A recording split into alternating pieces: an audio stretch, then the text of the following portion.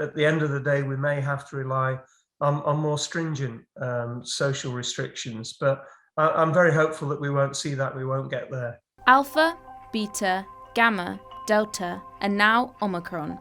The list of known COVID variants has grown again. And while we now know its name, much less is known about its characteristics. Some fear that Omicron could be the worst ever COVID variant, a threat to the UK's hard-won freedoms. Others think the government's reimposition of restrictions is an overreaction without the data yet available to justify it. So what are the worst and best case scenarios facing the UK? We asked virologist at the University of Nottingham, Professor Jonathan Ball. Ever since the pandemic started, we've been seeing variants crop up, but this one is different in that it has a very large number of genetic changes, mutations across its genome. And lots of those are located within a special part of the virus called its spike protein. Changes in the spike protein can affect the virus's transmissibility, how well it spreads between people. It can also impact on disease severity. So in terms of the best case scenario, I think this is a virus that if it doesn't take off, if it doesn't start to transmit widely, then obviously it hasn't got that fitness advantage.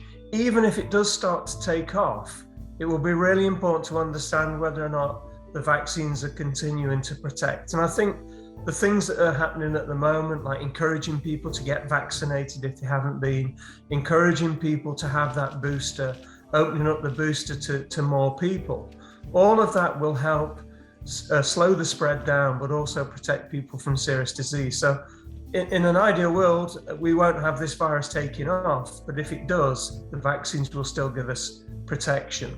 I think the worst case scenario, and I'm really hoping that we don't see that, is that the vaccines don't give us that level of protection and we start to see serious disease. If that's the case, we'll have to fall back on some of the exciting treatments that we've heard about. So, there have been great advances in treatments, preventing serious disease, preventing deaths. But also, at the end of the day, we may have to rely on more stringent social restrictions. But I'm very hopeful that we won't see that, we won't get there, and we can all have a great Christmas. So I think there's a really important message over the next few weeks, whether it's Omicron or any other variant that crops up.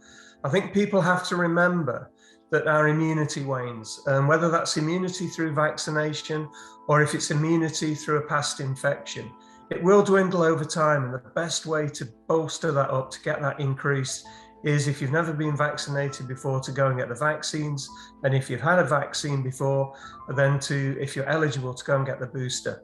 Because the vaccines generate lots of different antibodies, so yes, they all target the spike protein, but they target different parts of the spike protein. And so it's incredibly difficult for a virus to escape all of them at the same time.